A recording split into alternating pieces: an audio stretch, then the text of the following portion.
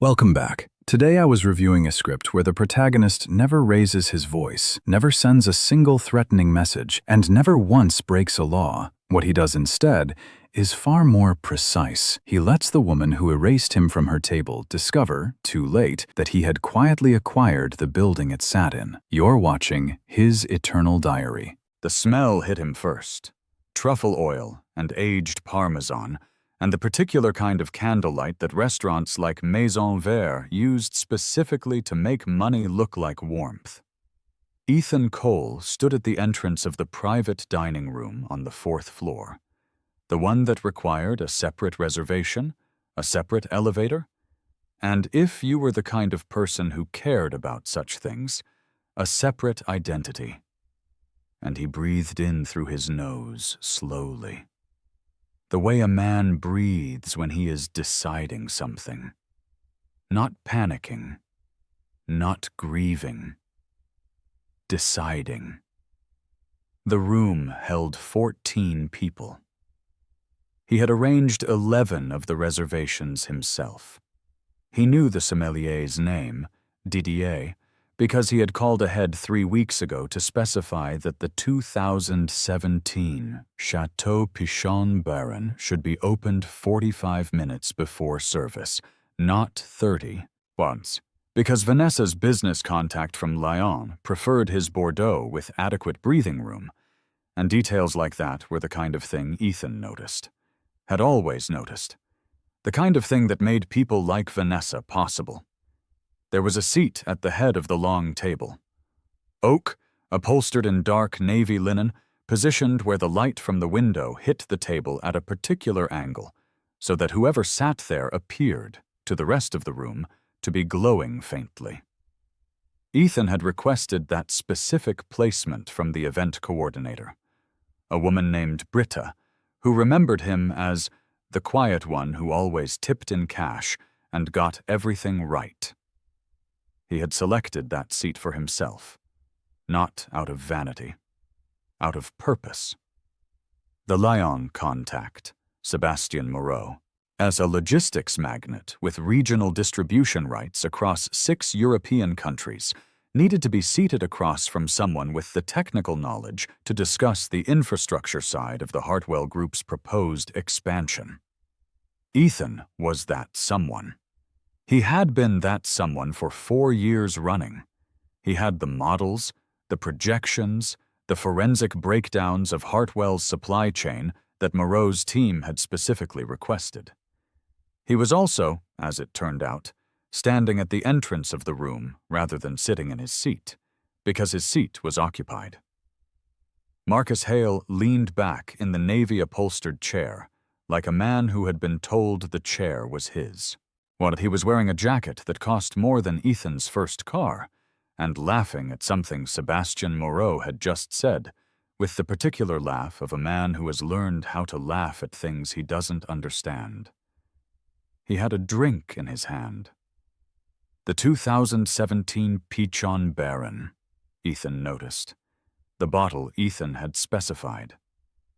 Vanessa was 3 seats down, turned toward Moreau with her shoulder angled just so, the way she angled her shoulder when she was performing sincerity for someone whose approval she required. She was wearing the gold dress, the one Ethan had picked up from the alterations shop on Clement Street, because she had a board meeting the morning of the pickup, and he had been the one, again, with the time. It fit her perfectly. Of course it did. She looked up when he appeared in the doorway, and her eyes registered him with a flatness he had not seen before, or perhaps had seen many times before and simply misread as tiredness. Ethan. She said his name the way you'd say the name of a plumber who had arrived at an inconvenient time. Measured, faintly apologetic, entirely without panic. I didn't think you'd make it. I confirmed this morning, he said. His voice was level. He had not decided yet what to do with his voice, so he kept it in neutral. Right. She glanced at Marcus briefly, the kind of glance that carried a full conversation. Marcus flew in from New York last minute. We needed him at the table for the distribution discussion. He's been working with Sebastian's team on the Frankfurt side. She paused. The pause was one beat too long. I had Britta set a place for you at the secondary table, just outside. The round one by the bar. You can follow along on the materials. The secondary table. By the bar. The round one, which seated 4, and which Ethan knew held the junior associates and the EA, who had been told she'd have a speaking role, but wouldn't. No one at the primary table made eye contact with him, except Moreau, briefly, whose face held an expression Ethan could not immediately classify. It was not pity. It was closer to recognition. Ethan said nothing for 11 seconds. He counted, because counting was something he did when he needed to prevent himself from moving too quickly. Then he nodded once, turned, and walked to the secondary table by the bar. He sat down. He ordered a coffee. Not the Bordeaux, not the sparkling water, just a black coffee from the server, who looked barely 22 and kept glancing at the primary table like she'd wandered into the wrong life. He opened the material folder he'd brought and laid it flat in front of him. He crossed one leg over the other, and he listened. He listened to Marcus Hale describe the Frankfurt infrastructure with the vague confidence of a man who had read a briefing document once, that morning, on a plane. He listened to Moreau ask a follow-up question about port access and loading schedules that Marcus fumbled around for 40 seconds before Vanessa redirected the conversation with a practiced pivot toward big-picture synergies. He listened to Moreau's assistant, a young woman with a precise haircut, who held a tablet the way analysts hold tablets, like a weapon. Type something, stop, and type again. At one point, Moreau looked toward the entrance, then he looked at the secondary table. His eyes found Ethan for one moment. Ethan held his gaze and gave the smallest possible nod. The kind that said, "Yes, I know what he just got wrong. I have the right answer. I am sitting here." Moreau looked back at the primary table. The dinner lasted 2 hours and 17 minutes. The Frankfurt deal was not closed. Moreau's assistant, Ethan would later learn from a contact in the logistics sector, had flagged significant gaps in technical preparedness in her post-meeting report. The Lion partnership went to a competing firm 4 months later. Ethan finished his coffee. He placed the cup precisely in the center of the saucer. He left $40 on the table for the young server. What he drove home to the apartment that still had his name on the lease, because Vanessa's name was on the mortgage of the house they had been discussing moving into together for 3 years, the house Ethan had helped her finance by co-signing a second loan he had then quietly paid down. And he sat in the kitchen under the fluorescent light that had been flickering for 2 weeks because he hadn't gotten around to replacing the bulb. He did not cry. He had not cried in a long time, and he did not cry now because crying was a form of processing grief, and he had not yet decided what shape this was going to take. He sat under the flickering light, and he thought about Sebastian Moreau's expression, and he thought about a woman named Britta, who remembered him as the one who always got it right. He thought about 4 years of quarterly projections, logistical overhauls, contract revisions, and sourcing audits that lived in the server architecture of the Hartwell group, under folders labeled with other people's names. He thought about his seat at a table he had built. Then he opened his laptop, and he began to look at things. He was, by profession, a financial forensics consultant. Not Vanessa's. He had never taken a formal position with Hartwell, had always been careful about that, because he had seen, early on, the way Vanessa treated people who were formally on her payroll. He consulted independently for a range of clients, mostly mid-sized firms in the Bay Area, also occasionally larger institutions, when their internal audit teams needed someone who could trace money with the kind of patience most people reserve for long grudges. He was good at it. He was, without exaggeration, exceptional at it. He had found a $4.2 million discrepancy in a real estate holding company's filings that their own forensic team had missed for 3 years. He had done it in 11 days. He brought this skill home every evening to an apartment with a flickering bulb, and a woman who had, over 4 years, learned to treat his competence the way wealthy people treat good plumbing. Expected. Invisible. Not worth discussing at dinner. And now, sitting in that kitchen, with his coffee cooling and his laptop open and the light flickering above him in its 2-second rhythm, he turned that skill, the patient, cold, also extraordinarily detailed skill, inward, toward Hartwell Group. He started with the public filings, 10KS, quarterly reports, the annual disclosure documents that most people read the executive summary of and nothing else. He read everything. He had read most of it before because Vanessa had asked him to take a look in the early years when the company was still finding its structure, and because he had the particular habit of noticing things and then setting them aside mentally, the way a person sets a key on a hook by the door, not because they need it right now, but because they know exactly where it will be when they do. He noticed 3 things in the first 2 hours.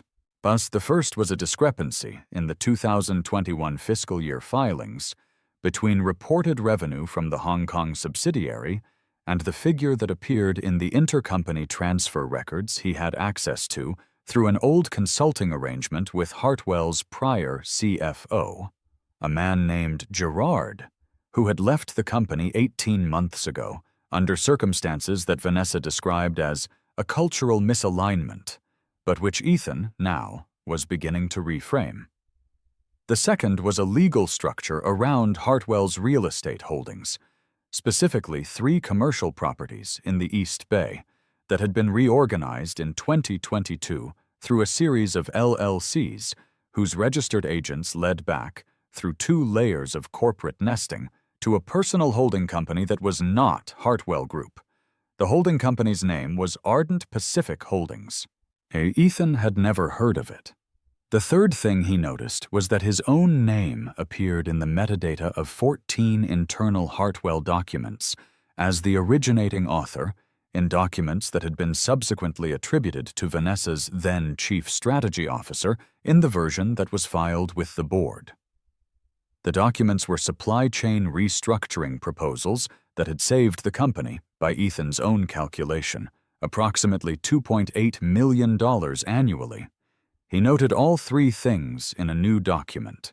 He titled the document Nothing, just left it blank, a white page, so that if anyone were to glance at his screen, they would see only the blinking cursor and mistake it for emptiness. He replaced the fluorescent bulb. He slept 4 hours. In the morning, he called Gerard. Gerard Falk was 53 years old.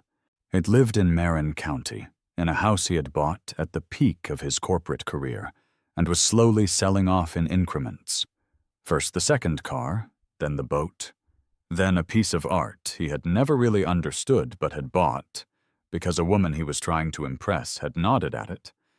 And he was, when Ethan reached him at 8:45 on a Tuesday morning, drinking instant coffee on his porch and watching the bay with the resigned expression of a man who has been proven right about something devastating and takes no satisfaction in it.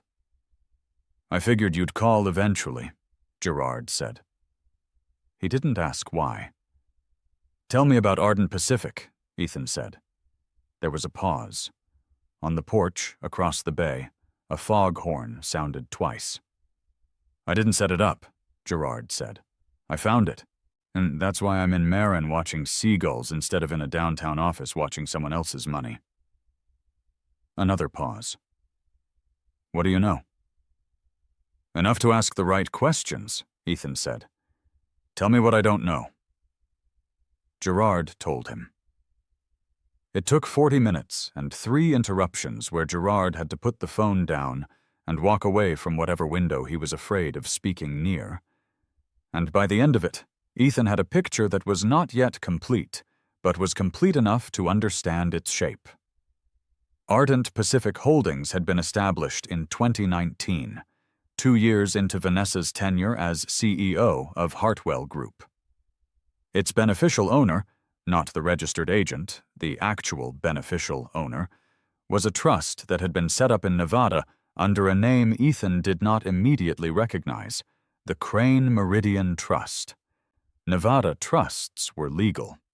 They were also, for specific reasons, asset protection laws, trustee confidentiality provisions, the particular way Nevada statute handled third-party claims, the preferred vehicle of people who needed their wealth to be difficult to find. Ethan knew this because 2 of his forensic clients in the past 5 years had needed him to look into Nevada trusts, and he had spent considerable time understanding exactly how they were constructed and, more importantly, exactly how to dismantle the opacity around them within the bounds of existing discovery law. He spent the next week not calling Vanessa. She texted him twice. The first text was brief. "You good?" The second, 3 days later, was, "Can you pick up my dry cleaning? Britta is swamped." He read both and put the phone face down.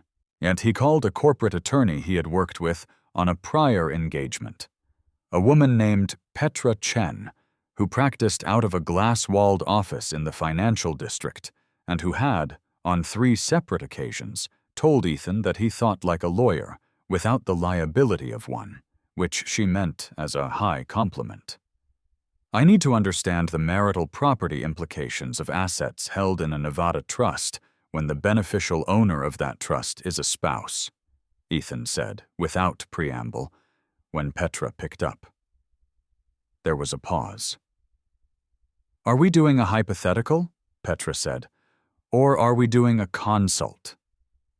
"Consult," Ethan said. "Bill me." Petra billed him for 4 hours over 2 sessions, and by the end of those sessions, Ethan had 3 things he had not possessed before: a complete understanding of what Vanessa had done, as a framework for what could legally be done about it, and the quiet, clean, almost architectural clarity of a man who has found the load-bearing wall in someone else's carefully constructed house. Here is what Vanessa had done. Beginning in 2019, she had structured a series of asset transfers from Hartwell Group's operating revenues into Ardent Pacific Holdings through consulting fees paid to a firm that, on paper, provided strategic advisory services to Hartwell's real estate division. The firm existed. It had a registered address, a website, a single-page corporate filing. It had no employees and produced no work product. The consulting fees, across 3 years, totaled just over $6.4 million. Those fees flowed through Ardent Pacific and eventually into the Crane Meridian Trust, on which was structured under Nevada statute in a way that insulated its assets from corporate creditors. The trust's beneficiary was Vanessa. Solely. This structure had 2 implications. The first was financial. It meant that Vanessa had been systematically diverting Hartwell revenue for personal enrichment while holding a fiduciary duty to the company's shareholders. That was, in a word that Petra Chen used with the measured precision of a woman who does not use words carelessly, fraud. The second implication was marital. Under California community property law, assets accumulated during a marriage, or in the case of a long-term cohabitation partnership where common law protections apply, during the period of domestic partnership, are subject to equitable division. Vanessa and Ethan were not married. They had never formally married, but they had cohabitated for 4 years, during which time Ethan had contributed in labor, in unpaid consulting, in loan co-signatures and expense absorption, to the financial architecture that had made Vanessa's accumulation possible. California did not recognize common law marriage, but California did recognize claims of unjust enrichment and quantum meruit, legal concepts that allowed a party who had conferred a benefit on another without compensation to seek recovery of that benefit's value. Petra walked him through the quantum meruit framework for 1 full hour. She used a whiteboard. She wrote numbers. At one point, she looked at Ethan across the table and said, "You understand that what you're describing, if the forensic evidence supports it, is essentially a case where she used you as an instrument of her enrichment and then structured her assets specifically to exclude you from any claim on them." "Yes," Ethan said. "And I want to understand what I'm holding," he said, "before I decide what to do with it." Petra nodded. She capped her marker. "You're holding quite a bit," she said. He drove home. He stopped at a coffee shop, not the kind with a line and a loyalty card, the kind with 3 tables and a woman behind the counter who looked like she'd been there since the building was constructed, who made drip coffee in a machine from a decade that predated artisanal anything, and who handed it to him in a paper cup with a sleeve that was slightly damp on one side. He sat at one of the 3 tables, and he held the cup in both hands, and he thought about the shape of the next 18 months of his life. He was 36 years old. He had spent 4 of those years making someone else's table possible. He had sourced the wood, leveled the legs, calibrated the height, and then been sent to sit at the one by the bar. He thought about this for exactly as long as it took to drink the coffee. Then he left. He did not move out of the apartment immediately. This was not sentimentality. It was strategy. Moving out created a paper trail, signaled preparation, and, if Vanessa's attorney was paying attention, could prompt her to accelerate asset protection measures he had not yet fully mapped. He needed 3 things before he made any visible move: a complete forensic picture of the Hartwell financials, and a legal structure for his own future entity, and a client. The client came first. His name was Raymond Tso, and Ethan had done work for his family office 18 months earlier. A clean, contained engagement tracing the path of a $900,000 discrepancy in a mid-sized logistics company in which the Tso family had a minority stake.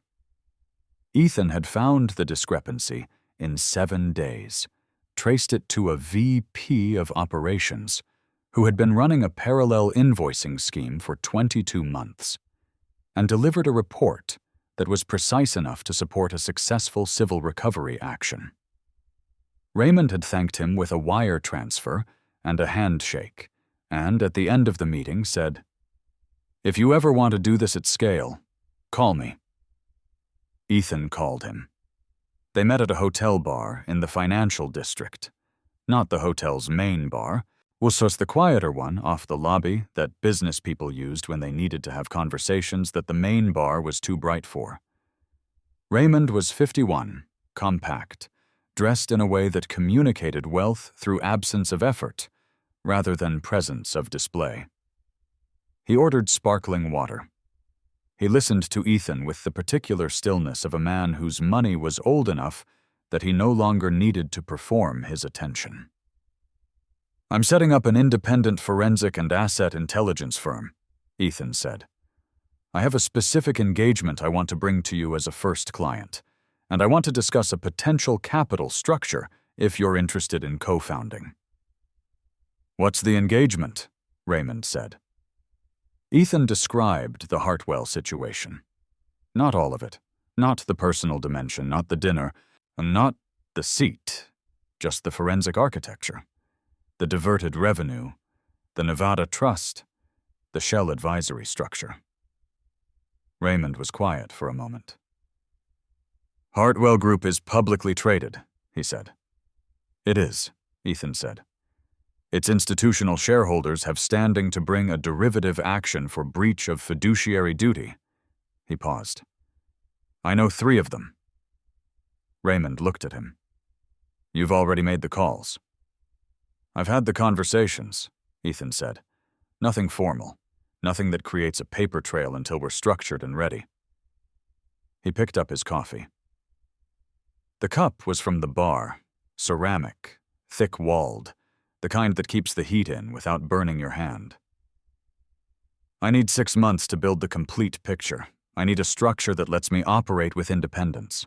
And I need a capital partner who understands that the return on this engagement is not purely financial. What is it then? Raymond said. Structural, Ethan said. You fund the build, I deliver the intelligence. We establish the firm. The Hartwell engagement becomes the proof of concept that opens every subsequent door. Raymond looked at his sparkling water for a moment. Then he looked at Ethan. You're not angry, he said. It was an observation, not a question. No, Ethan said.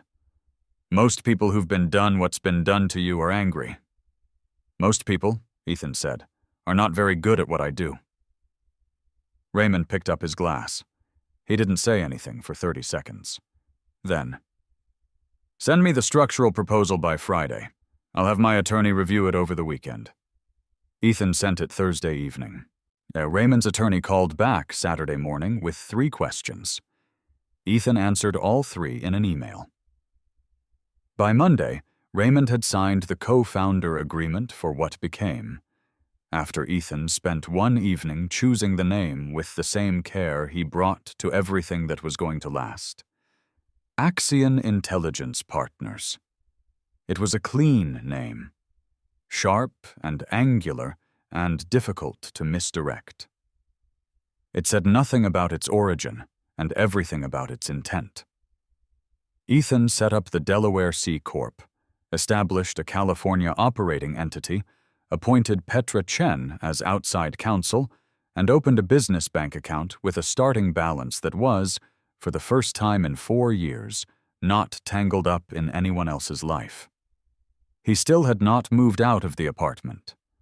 Vanessa had stopped texting about the dry cleaning, until she had started texting other things. Can we talk this week? And I know the dinner thing was not ideal. And on one Thursday at 11 p.m., I miss you. He read all of them. He responded to none of them immediately, and when he did respond, 4 days after the Thursday message, he said simply, "Work has been intense. Let's connect next week." He used the same tone he used when he was managing a client timeline, calm, forward-looking, revealing nothing. He was building in the background the way certain trees grow, all the expansion happening underground, in the root system, invisible and unassuming until the canopy suddenly appears, and the tree is, without warning, enormous. The forensic work on Hartwell took 4 months. Not 6, 4.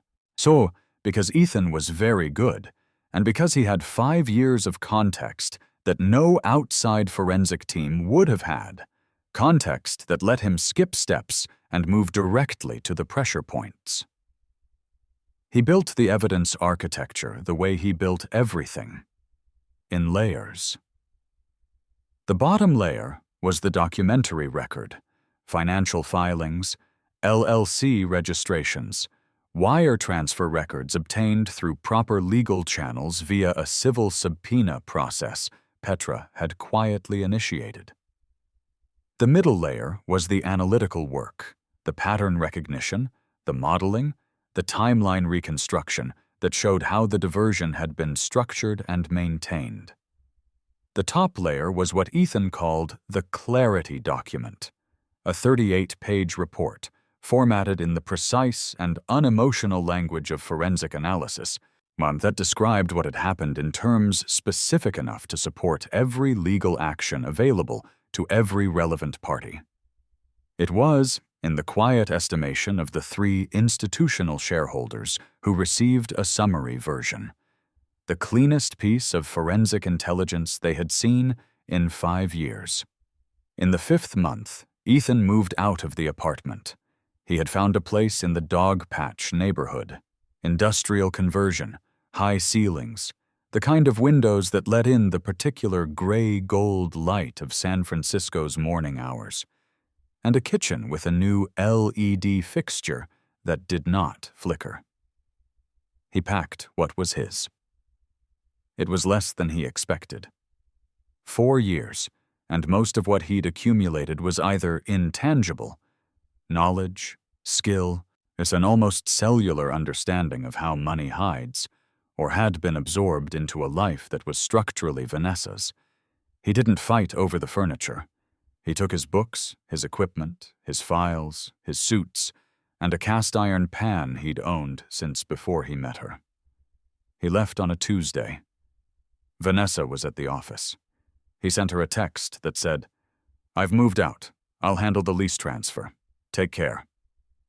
She called 4 times in the following 2 hours. He did not answer. She sent a voice message. He listened to it once. It was 7 minutes long, and it covered in sequence shock, anger, bargaining, and finally a version of understanding that still somehow managed to position his departure as an inconvenience to her schedule. And then he archived it in a folder labeled with the date. Vanessa had a very good attorney. His name was Paul Whitfield, and he practiced family and civil law out of a firm with 8 partners and a reputation for effective aggression on behalf of high-net-worth clients.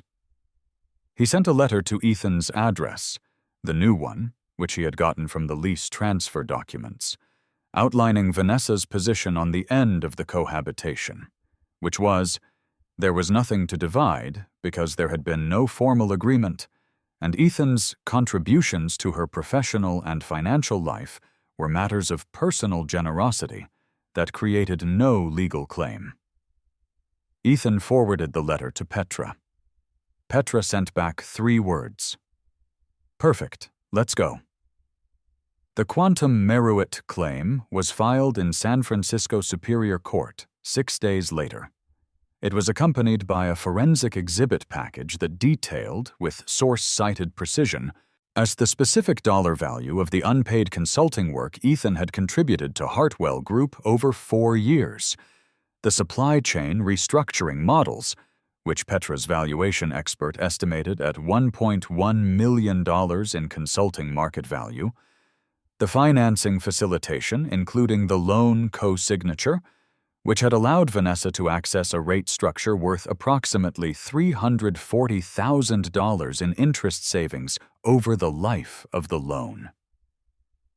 And a series of strategic introductions, including Sebastian Moreau's initial connection, which had come through Ethan's prior client network, that Petra's expert valued conservatively at $800,000 in business development terms.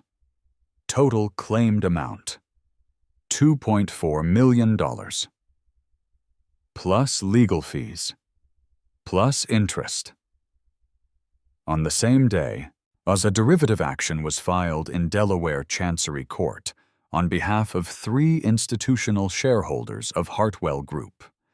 The action named Vanessa Cole as a defendant and described, in the clear and devastating language of corporate law, the $6.4 million in diverted revenue, the fictitious advisory arrangement, and the Nevada trust structure that had been used to move those funds beyond the reach of the company she was fiduciarily obligated to serve. Ethan did not read the news coverage that followed. He knew it would be there. Hartwell Group was not enormous, but it was publicly traded, and it had a public-facing CEO, whose personal narrative had been carefully constructed over years in the Bay Area business press. The female founder who had scaled a logistics company, The Innovation Story, and the leadership profile in a regional business magazine that had used the word visionary 4 times in 3 pages. That story was going to collide with the filing, and the collision would be messy and loud, and he did not need to watch it in real time. He had already seen the shape of it. He knew how it ended. What he focused on instead was building Axiom intelligence partners into something real. The Hartwell engagement, even before the case concluded, functioned as the proof of concept he had promised Raymond. Within 8 weeks of the filings becoming public record, Ethan received 11 inbound inquiries from institutional investors, family offices, and one mid-sized bank whose internal audit function had a specific and persistent problem they had been unable to resolve. He took 4 of the 11, and the criteria were simple: complexity, scale, and the degree to which the problem was one that rewarded the kind of patience and architectural thinking he was good at. By the end of the first full year of Axiom's operation, the firm had 6 staff, all of them former forensic accountants, attorneys, or financial analysts who had left larger firms for specific reasons that Ethan had identified before making any offer, because he had learned from watching Vanessa that the quality of the people around you determined the quality of everything else, and that smart people left bad environments not for better salaries, but for better problems. He paid them very well anyway. The office was in a building in the financial district that Ethan had specifically selected because its building management company was owned, as through a 2-layer corporate structure, by a real estate holding entity in which Raymond So had a significant stake. Not Ethan's. Not yet. But the conversation had been had. The option had been structured, and Ethan understood that the building was a piece in a longer game. The same way a chess player understands that a rook placed in the center of the board is not useful only in the current position, but in 20 positions that haven't happened yet. He had learned to think this way in the apartment with the flickering light, sitting with a paper cup of black coffee, understanding for the first time that the period of being underestimated was not something to survive, but something to use. He had used it very well. The Hartwell litigation moved at the speed that complex financial litigation moves, which is to say, with the deceptive slowness of a river that looks calm at the surface and is, at the riverbed, moving fast enough to reshape stone. The derivative action in Delaware produced, 6 months in, a document production order that required Hartwell Group to provide all communications and financial records related to Ardent Pacific Holdings and the Crane Meridian Trust. Vanessa's attorneys fought the production order with 3 successive motions.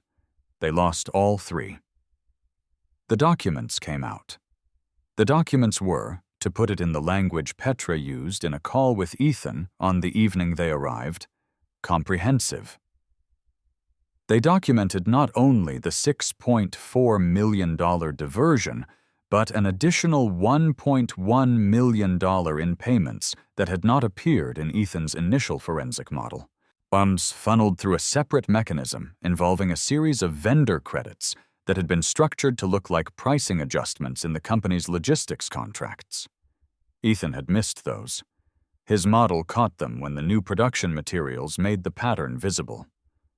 "I missed it," Ethan said. He was not angry at himself. He noted it the way a craftsman notes a measurement he needs to adjust. "You got $6.4 million of a $7.5 million fraud in the first pass without full document access," Petra said. "No one is crying for you." The Hartwell board moved quickly once the scale became clear. Vanessa was placed on administrative leave pending the outcome of the litigation. The board issued a statement, careful, deliberately non-committal, and hired an outside firm to conduct an independent audit. The outside firm's report, which Ethan was not involved in, but whose findings he could have predicted to within a narrow margin, confirmed the forensic picture he had already documented. 3 of Hartwell's institutional shareholders increased the size of the derivative claim. 2 others joined it. Paul Whitfield, Vanessa's attorney, sent a settlement inquiry to Petra in the 9th month of the litigation. It was for $600,000. Petra rejected it in 2 sentences. Vanessa called Ethan directly. He had not spoken to her in 8 months. He let the phone ring 4 times, and then he answered, because there were things he wanted to hear, and things he wanted her to know she could not get from him, and the only way to establish both was to pick up the phone. "Ethan?" Her voice was different, not the flat, managed tone from the dinner. Something underneath the management had shifted. "I need to talk to you." "You're talking to me," he said. "Not like this." A pause. He could hear, faintly, wind. She was outside somewhere. "Not through lawyers." "Then talk," he said. She was quiet for a moment. When she spoke again, the management was gone. What was underneath it was not what he had expected. Not anger, not calculation, but something that sounded almost like disorientation. As if she had looked for the floor and found that someone had removed it. "I don't understand why you're doing this." He said nothing. "We were together for 4 years," she said. "Everything we built." "Everything you built," he said, "with materials you didn't credit and a foundation you didn't pay for." His voice was still level. He was not performing coldness. He was simply being accurate. I don't have a grievance about the relationship, Vanessa. I have a forensic record and a legal claim. Those are different things. The lawsuit is going to destroy the company." "The fraud destroyed the company," he said. "The lawsuit is just the documentation." There was a longer silence. He waited in it. Outside his window, the San Francisco morning was coming in through the tall glass. That particular gray-gold light that he had learned to associate over the past 8 months with waking up in a space that was entirely his own. "What do you want?" she said. It came out small. Not tactical, genuinely small, the way a person sounds when they've run out of positions and are simply asking. "What I want," Ethan said, "is irrelevant to the legal process. Talk to Whitfield." He ended the call, but he set the phone down on his desk, the desk he had selected, in an office he had designed, in a firm he had built. And he looked at the view for a moment. The bay in the distance. The light. He picked up his coffee and went back to work. The quantum meruit claim was resolved in the 14th month. Settlement, not verdict, Paul Whitfield had advised Vanessa, according to what Petra relayed from the opposing side's formal communications, that the evidentiary record was such that proceeding to trial would risk a substantially larger outcome against her. The settlement amount was $1.85 million. Not the $2.4 million claimed, because settlements are not verdicts, and Petra had built into the strategy a figure with room to negotiate without losing the core. Ethan received the wire transfer on a Tuesday, reviewed the receipt, and filed it. The derivative action settled on different terms, in a separate process, in which Ethan was not directly a party, but whose outcome he had structured. Vanessa agreed to return the $7.5 million to Hartwell Group, to dissolve the Crane Meridian Trust in a manner supervised by an independent trustee, and to resign her position as CEO and board member. The Ardent Pacific LLCs were unwound. The 3 commercial properties in the East Bay that had been structured through them reverted to Hartwell Group's balance sheet.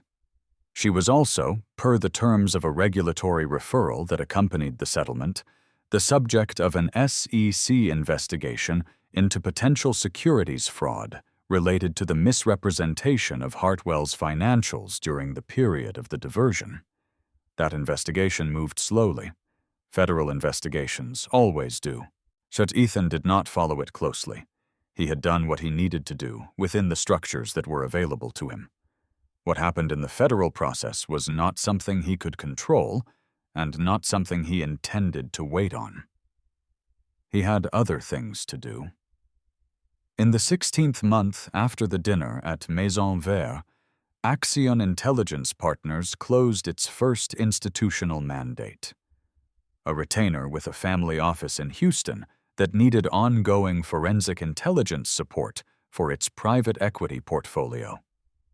The retainer was substantial. It was the kind of engagement that, in the language of professional services, changes the character of a firm. It moved Axiom from boutique to serious. In the 18th month, Raymond and Ethan exercised the real estate option they had been holding and acquired, through a joint venture, a minority stake in the building management company that owned the financial district property where Axiom's office was located. It was not a transformative acquisition. It was a position. It was a piece on the board that had not previously been theirs. In the 20th month, a journalist from a Bay Area business publication called Ethan and asked if he was available for a profile. The journalist had written about Axiom's Hartwell work, without Ethan's involvement, through public records and Petra's carefully worded statements, and wanted to discuss the firm's methodology and growth. Ethan declined the profile. He was not interested in a story. He was interested in the work. He did, however, ask the journalist a question before ending the call. "You've been covering the Hartwell story," he said. Have you spoken to Sebastian Moreau?" The journalist paused. "I haven't. Why?" "You should," Ethan said. "He has an interesting perspective on due diligence gaps in the Bay Area logistics sector." He paused. He specifically mentioned the Frankfurt deal falling apart. He said the technical preparation on the Hartwell side was not what he'd been led to expect. He gave the journalist Moreau's assistant's contact information, the young woman with the precise haircut, whose name was Lena, and who had sent him a connection request on LinkedIn 4 months after the dinner with a message that said only, "I noticed your work that night. If you're ever in Munich." Ethan had responded with a brief professional note and had, in the months since, maintained a careful and mutual correspondence with Lena that was, he recognized, and the beginning of something he did not yet have a name for, but was prepared to be patient with. He gave the journalist Lena's contact and ended the call. He thought about Moreau's face in the doorway of the private dining room at Maison Vert. The expression he had not been able to classify immediately. Not pity, but recognition. He understood it now. Moreau had been in a room with someone who had been strategically erased, and he had recognized the erasure because men of Moreau's particular experience understood that the most dangerous people in any room were rarely the ones holding the center seat. They were the ones standing in the doorway, counting. It was the 22nd month. Ethan sat in his office, the good desk, the tall windows, the morning light, and read the quarterly performance report for Axiom Intelligence Partners. What the revenue figure was not the number that interested him most. The number that interested him was the one representing retainer clients. 11. 11 organizations who paid Axiom every month to be the people who look at things other people miss. He closed the report and looked at the bay. He had not eaten at Maison Vert since the dinner. Not because he was avoiding it. He was not a man who avoided places, but because the restaurant had, in fact, gone through a period of operational difficulty following the departure of its managing partner and had closed for renovation for 7 months. It had just reopened. Ethan had read about the reopening in a local culture publication. He thought about calling for a reservation.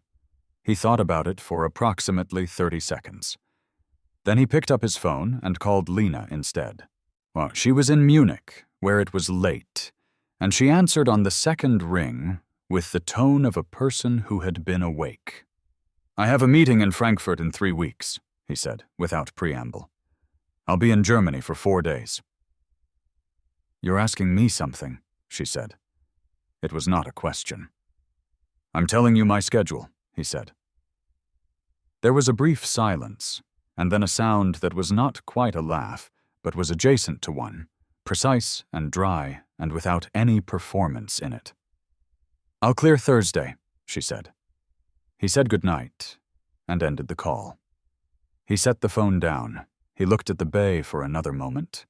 And then he opened his laptop and began reviewing the due diligence materials for a new engagement, a mid-sized real estate investment trust whose internal audit had flagged a pattern of management fee discrepancies across 14 properties in 3 states, the kind of problem that looked, on the surface, like accounting sloppiness, and which Ethan already suspected, from the one-page summary he'd been sent, was something considerably more deliberate. He pulled up the first property's LLC registration and began to trace. In the 26th month, Hartwell Group named a new CEO. She was 44, came from a supply chain background, had a reputation for being exact and unsentimental, and had, in her first statement to the press, used the phrase structural integrity 3 times. Ethan read the statement, but he thought it was well-chosen language. He did not think about Vanessa when he read it. He thought about the supply chain restructuring models in the Hartwell server, the ones with his name in the metadata. He had not reclaimed them publicly. There was no mechanism to do so, and more importantly, there was no value in it. The people who mattered in his professional life knew what he could do because they had seen him do it. He did not need a credit line and a filing from 4 years ago. He had a firm. He had 11 retainer clients.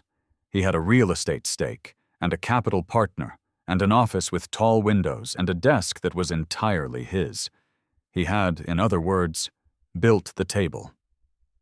Not the one at Maison Vert, something larger and quieter and considerably harder to be removed from. And the REIT engagement concluded in the 29th month with a findings report that identified $3.1 million in systematically misclassified management fees and the structural mechanism by which those fees had been moved.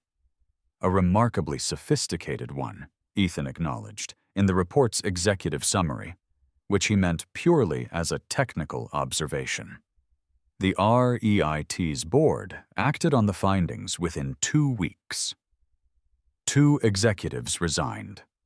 1 did not resign, and the REIT's outside counsel was now building a case that Axiom's forensic package had substantially advanced. Ethan invoiced the engagement at a rate that reflected the complexity and the outcome. He was not, at this point, cheap. He was very far from the financial forensics consultant who had done a $900,000 trace for a family office and been thanked with a wire and a handshake. Besou. That man still existed in Ethan. The patience, the precision, the willingness to sit with a problem until the problem became transparent. But the context around him had changed. He received the invoice payment on a Friday and was, on the following Monday, on a plane to Frankfurt. He had a window seat. The woman across the aisle was reading a business publication that he recognized, the same Bay Area publication whose journalist had called him 18 months earlier. He did not look to see if his name was in it. He ordered black coffee from the flight attendant and opened his laptop and reviewed the notes for his Frankfurt meeting, which was with a German infrastructure logistics firm whose parent company had recently been approached for acquisition by a European private equity group, and who needed an independent assessment of the target company's financial architecture before they committed to a letter of intent. It was clean, important work, the kind that required the particular combination of patience and precision and cold clarity that Ethan had always possessed and had now, for the first time, built a life around. A structure that was his, that fit exactly the shape of what he was. The plane climbed. the city receded. He did not look out the window at it. He was reading. On Thursday evening, he met Lena at a restaurant in the Sachsenhausen quarter of Frankfurt. Not the kind of restaurant designed to impress, the kind designed to be excellent, a distinction that Ethan had come to understand was the most reliable indicator of quality in almost any domain. She was already seated when he arrived. Precise haircut, same as he remembered. The tablet was not in evidence. She had a glass of Riesling. She looked at him for a moment with an expression that was direct and undecorated. "You look different than you did at the Maison Verte dinner," she said. "Different how?" "Less contained," she said. "The same, but less—" She considered the word. "Compressed." He sat down. He ordered water, and then, after looking at the wine list for exactly as long as it deserved, a glass of the same Riesling. He looked at her. "Tell me about the Frankfurt deal," he said. "The one that didn't happen." Her expression shifted slightly. Not discomfort, something more interesting. Recognition, again. That word. "You want to know what I saw?" "I want to know what you saw." "I saw a man who had prepared everything," she said. "Boom, and a room full of people who didn't know it." She held the glass by the stem, the way people hold wine glasses when they're thinking rather than drinking. "I noted it in my report. The gaps in the Hartwell presentation were significant, but the information existed in that room. It was sitting at the wrong table." Ethan said nothing. "Moreau noticed too," she said. "He didn't say anything at the dinner, but afterward, in the car, he said—" She paused. "He said, there was a man in the doorway who knew every answer they couldn't give. That's the man I'd have wanted at the table." Ethan picked up his wine. "Moreau has good instincts," he said. "He does," she agreed. "He also asked me, earlier this year, to identify the right partner for a new logistics intelligence initiative he's building. Pan-European. Infrastructure focus." She looked at Ethan. "I sent him one name." The Riesling was cold and very clean. The restaurant was quiet in the particular way of places that take their silence seriously. "Tell him to have his office call Petra Chen," Ethan said. "She handles our engagement structure." Lena nodded. She picked up the menu. "Now stop talking about work," she said, "or I'll reconsider Thursday entirely." He stopped talking about work. He looked at the menu, which was in German and which he could read adequately, and he thought for a brief moment, not a long one, not a meditative one, just the quick passage of a thought, about a round table by a bar, a flickering bulb, a paper coffee cup damp on one side. He set the thought down. He ordered. In the 32nd month, Axiom Intelligence Partners moved to new offices, on 3 floors of a building in the financial district. Not the same building, a different one, but in the same neighborhood, 2 blocks from the first. The new building had been recommended by Raymond's real estate team and was, in several structural respects, superior. Better natural light, a more robust infrastructure for the secure data systems Axiom's work required, and a landlord relationship that included a 5-year option to convert the leased floors to an ownership position through a mechanism that Ethan had structured with Petra and Raymond's attorneys over the course of 6 months. It was not a simple structure. It was, however, an elegant one.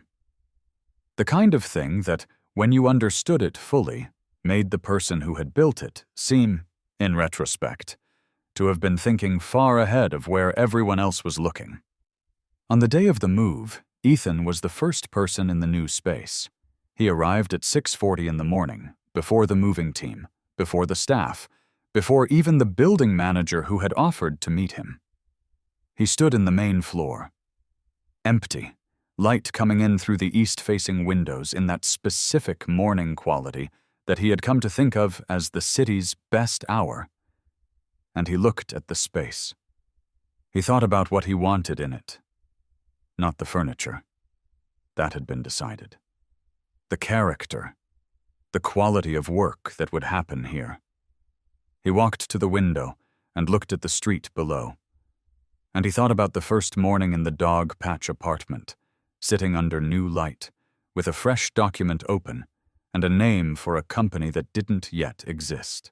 While he thought about Gerard Falk on his Marin porch with his instant coffee and his seagulls, telling the truth about a company that had hurt him because Ethan had asked the right questions. He thought about Petra capping her marker and saying, "You're holding quite a bit." He thought about his seat. The one at the head of the table that he had specified, positioned in the light where he was supposed to sit. Where Marcus Hale had sat instead, drinking the wine that Ethan had ordered for 45 minutes of breathing room, talking about Frankfurt infrastructure without knowing what it meant. He stood at the window a little longer. Then he took out his phone and called Petra. She answered on the second ring. "You're in the new space," she said. It was not a question. "I am," he said. "I want to talk about the Moreau structure. Chut, as the pan-European scope means we need a European entity. I've been thinking about whether to establish it through the existing Delaware parent or structure a new vehicle." "Good morning to you too," she said dryly. "Good morning," he said. "Walk me through the tax implications of a new vehicle versus a European branch of the parent." She walked him through it. He stood at the window while she talked, looking at the street filling up with the morning. Delivery trucks and early commuters, and a woman walking a dog who stopped to look at something on the ground, examined it, and then walked on. When Petra finished, he said, "New vehicle. Netherlands holding company for the European operations, subsidiary in Frankfurt for the Moreau work." "I'll draft the structure this week," she said. "Thank you," he said. He ended the call. But he put the phone in his pocket. He stood at the window for another moment. Outside, the city was just waking up, and somewhere in it, in a smaller office, or a rented apartment, or perhaps in some other transitional space, Vanessa was managing whatever came next for her, and he found that he had no particular feeling about this. Not satisfaction, not residue, not the specific warmth that people who have been wronged sometimes describe when they imagine the wrongdoer's suffering. Just the clean absence of something that had occupied space for a long time and no longer did so. The moving team arrived at 7. He directed them with the same precision he brought to everything. He knew where the desks went, which wall the secure server room needed to face, where the best afternoon light was, and how to place the common area furniture to take advantage of it. He had thought about all of it. He had drawn a floor plan on a legal pad 3 weeks earlier, in pencil, and measured the space himself on a Sunday morning so that the plan was accurate. By noon, the office was arranged. By 2, the technology team had the systems running. By 4, his staff had begun arriving for their first day in the new space, and the quality of the energy in the room, the focus, the motion, the particular sense of people who are good at what they do being in the right place to do it, was exactly what he had wanted. He sat at his desk. He pulled up the preliminary materials for a new engagement. A Singapore-based family office that had reached Axiom through Lena's referral network, concerning a set of anomalies in a Southeast Asian port logistics company that needed the specific kind of patient attention Axiom had built its reputation on. He read the first page. His assistant knocked and entered. "The building manager is here for the formal key handover," she said. "Send her in," he said, without looking up. She also mentioned, I don't know if this is relevant, that the previous tenant of these floors was Hartwell Group's West Coast Regional Office. They vacated in the 22nd month. She thought you might want to know. Ethan looked up from the page. He looked at his assistant, a young woman named Dara, who had come from a large forensic accounting firm, and who had, in 6 months, demonstrated the particular combination of precision and curiosity that he valued most. He looked at her for a moment, and then he looked at the office around him, the tall windows, the morning light, the organized and humming space that was entirely, structurally, and legally his. "No," he said. "That's not relevant." He looked back at the page. "Send her in." Dara turned to go. "Dara," he said. She turned back. "Order coffee for the building manager. The good kind." He turned to Paige. "And fix the light in the back conference room. The bulb's been flickering since Tuesday."